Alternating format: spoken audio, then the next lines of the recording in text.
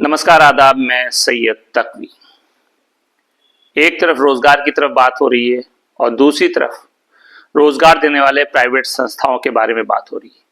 पिछले कुछ दिनों से लगातार इस पर चर्चा हो रही है कि आखिर प्राइवेट संस्थान में काम करने वाले कर्मचारी क्या बंधुआ मजदूर हैं, यानी प्राइवेट संस्थान क्या बंधुआ मजदूर और गुलाम चाहते हैं। आजकल की इस कॉम्पिटिटिव दुनिया में प्राइवेट ऑर्गेनाइजेशन अपने एम्प्लॉयज से इतनी उम्मीदें और दबाव डालते हैं कि किसी को भी ये सोचने पर मजबूर होना पड़ेगा कि क्या वो बंधुआ मजदूर या गुलाम बन चुके हैं। ऐसे संस्थानों की हालत यह है कि कर्मचारियों से अधिक काम लेने के लिए वो किसी भी हद तक जा सकते हैं, बस उन्हें सैलरी और बोनस की शक्ल में एक बंधन की माला पहना दी जाती है, लेकिन वो भी पर्याप्त नहीं होती है। अधिनियम के अनुसार 6 दिन में अधिकतम 48 घंटे काम करना जरूरी है। किसी भी कर्मचारी को प्रतिदिन 9 घंटे या सप्ताह में यानी हफ्ते में 48 घंटे से ज्यादा काम करने की अनुमति नहीं है। 2021 के केंद्रीय बजट में भारत के नए वेतन संहिता 2022 की शुरुआत की घोषणा सुनी गई। भारत में प्रत्येक कंपनी मालिक अपनी घोषणा के बाद से वेतन, सामाजिक सुरक्षा, औद्योगिक संबंध और व्यावसायिक सुरक्षा और हेल्थ, इस पर 4 श्रम संहिताओं के अधीन रहता है। यह बात सच है कि ज्यादातर प्राइवेट ऑर्गेनाइजेशन अपने एम्प्लॉयज से 24/7 यानी कि 7 दिन और 24 घंटे काम करने की उम्मीद रखते हैं। क्या आपने कभी यह महसूस किया कि ऑफिस में सुबह 9 बजे से लेकर के 5 बजे तक का जो काम का वक्त है वो एक जादुई घड़ी की तरीके से बदल जाता है। 5 बजे के बाद भी फोन बजते रहते हैं, ईमेल की झड़ियां लग जाती हैं, कस्टमर के कॉल्स आने लगते हैं और पूछा जाता है कि क्या आप शाम को 7 बजे भी काम कर सकते हैं। प्राइवेट ऑर्गेनाइजेशंस में एम्प्लॉयज की जिंदगी ऐसा लगता है कि जैसे वो बिना किसी छुट्टी या आराम के, बिना किसी हक के, अधिकार के एक मशीन की तरह काम कर रहे हैं। और वेतन क्या कहा जाए कि ठीक ठाक मिलता है या ठीक ठाक नहीं मिलता है। कहीं ठीक ठाक मिलता है और कहीं एक्सप्लॉयटेशन होता है, वेतन भी ठीक ठाक नहीं मिलता है, लेकिन उसके बदले में अपनी आत्मा और वक्त की कीमत चुकानी पड़ती है। और अगर कोई छुट्टी की मांग करता है तो उसे ये कहकर खारिज कर दिया जाता है कि अभी ये प्रोजेक्ट डेडलाइन पास है, फिर देखा जाएगा। इन ऑर्गेनाइजेशंस में काम करने के दौरान जो एम्प्लॉयज होते हैं उनका पर्सनल लाइफ पूरी तरीके से खत्म हो जाता है। फैमिलीज के साथ वक्त बिताना एक दूर का ख्वाब बन के रह जाता है और आत्मा की शांति की तो बात ही छोड़ दीजिए। सभी के पास सिर्फ एक ही रास्ता रहता है कि ज्यादा से ज्यादा काम करो और थोड़े से पैसों के बदले अपनी पूरी जिंदगी खर्च कर दो। आखिरकार इन ऑर्गेनाइजेशन को यह समझ में नहीं आता कि अगर ऑर्गेनाइजेशंस में एम्प्लॉयज को अपनी मेहनत का पूरा मूल्य, पूरी कीमत दी जाए और उन्हें आराम का समय दिया जाए तो वो ज्यादा खुशहाल और उत्पादक बन सकते हैं।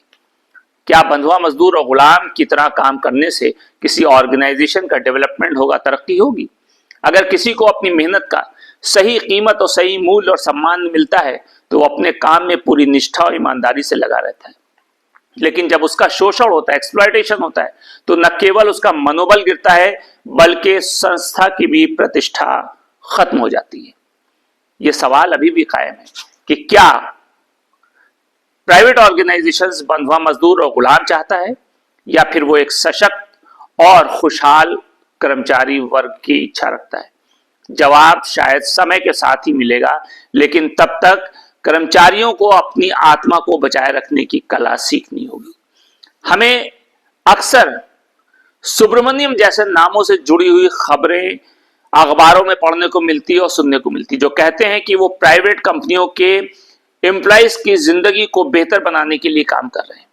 लेकिन आपको क्या पता है कि ये नाम अपने पीछे एक मायूस चेहरे के बजाय या एक मासूम चेहरे के बजाय प्राइवेट और जो एम्प्लॉयज है उनको बंधुआ मजदूर और गुलाम बनाने की योजना रखता है। अगर इस विषय पर बात की जाए तो सबसे पहली चीज जो निकल के सामने आती है वो है काम करना या सांस लेना। सुब्रमण्यम जैसे लोग अक्सर अपने एम्प्लॉय से कहते हैं या कह सकते हैं कि क्या तुम सिर्फ काम नहीं कर सकते। यानी ये एक उनका सोच होती है कि एम्प्लॉय सिर्फ काम करने के लिए होता है। लगता है ऐसा है जैसे इन लोगों के लिए जीने का मतलब सिर्फ काम करना ही। तो क्या हमें काम करते हुए सांस लेने का भी वक्त नहीं मिलेगा? वैसे इनकी सोच का शायद यही है कि काम से प्यार करो, काम तुम्हें छोड़कर भागेगा नहीं। दूसरी चीज, जो इस तरीके के ऑर्गेनाइजेशंस में जो बॉस बैठा होता है, जो ऊपर हायर अथॉरिटीज होती है, जिनके चादर के चारों कोने बराबर होते हैं और बेइंतहा इनके पास पैसा होता है, वो एम्प्लॉयज के साथ कैसे बिहेव करते हैं। उनकी सोच क्या होती है कि तुम्हारे लिए ऑफिस ही तुम्हारा घर है। अगर आप सोचते हैं कि काम खत्म होने के बाद घर जा सकते हैं तो आप गलत हैं।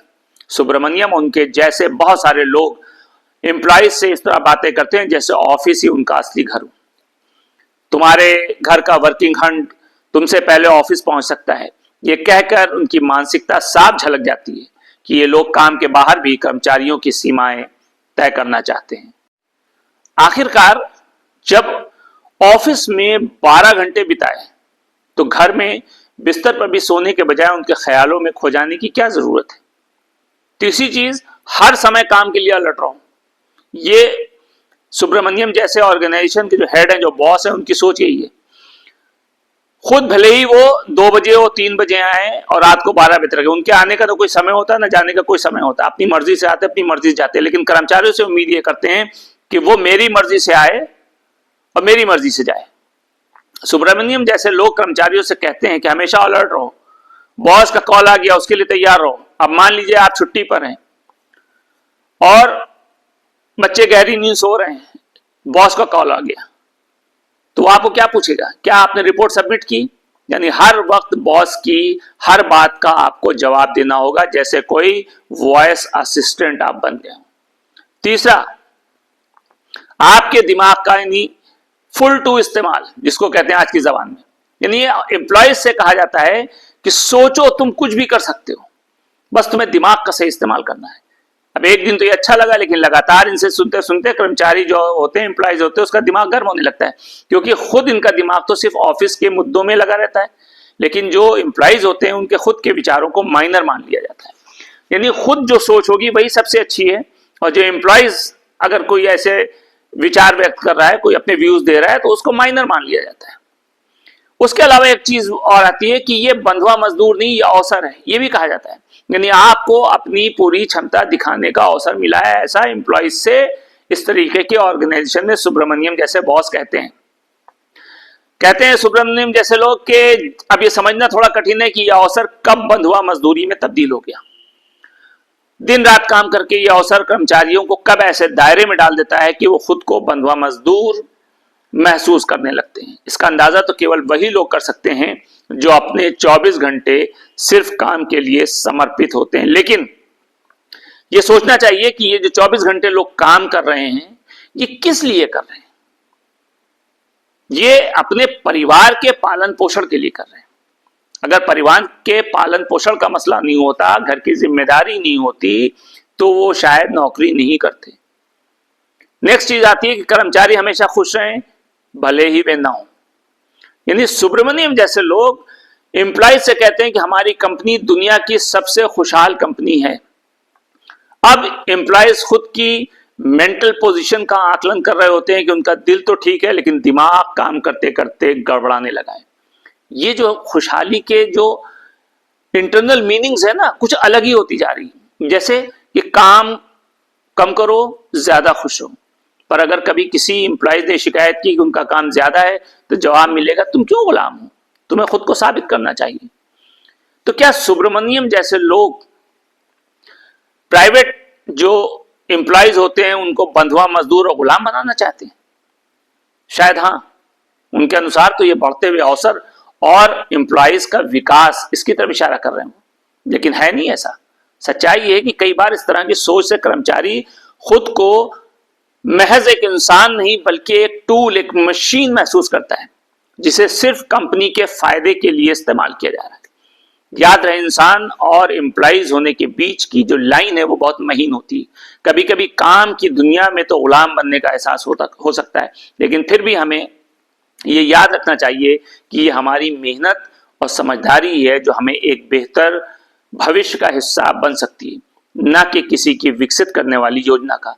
इस बात पे हमें खास गौर करना चाहिए और खास करके ऑर्गेनाइजेशन में उन लोगों को जो सुब्रमण्यम जैसी विचारधारा रखने वाले लोग हैं, क्योंकि वो अपने एम्प्लॉइज को जितना काम कराते हैं, जो रिस्पॉन्सिबिलिटी देते हैं, क्या उसके बदले में उतना वेतन देते हैं। वो आपकी जरूरत को पूरा कर रहा है, लेकिन क्या आप उसकी जरूरत को पूरा कर रहे हैं, इस बात पर ध्यान देने की जरूरत है। नमस्कार।